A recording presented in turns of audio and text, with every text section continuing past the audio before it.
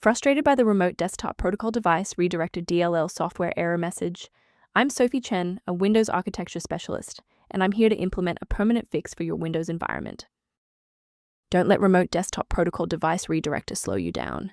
The automated repair toolkit is available in the description.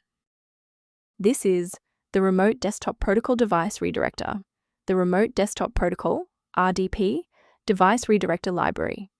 It manages the redirection of local printers, drives, and clipboard data to a remote session.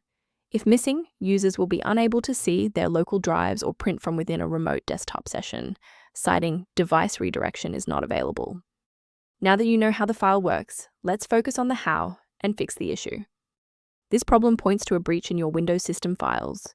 Use the System File Checker by entering sfc/scan now into an elevated command prompt, which will allow the OS to verify and restore the authentic version of Remote Desktop Protocol Device Rdpdr.dll.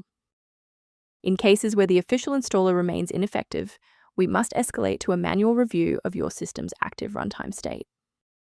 A simple restart can resolve file and use errors that mimic a missing Remote Desktop Protocol Device Redirector message. It's a low-effort step that ensures your operating system starts with a clean execution stack. Don't forget to bookmark the video or give it a like before you restart. It's the fastest way to jump right back into this tutorial after the reboot. If the previous steps didn't work, there's one more action we can take to stabilize the environment. Please pause the video if you need to back up your data before we proceed.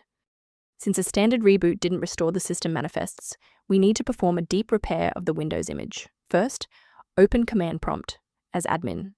Second, you're going to type dism/online//cleanup-image/restore health, then hit enter. Why are we doing this? Well, this forces Windows to download a fresh master copy of the system manifests from Microsoft servers to replace corrupted source files that SFC can't fix on its own.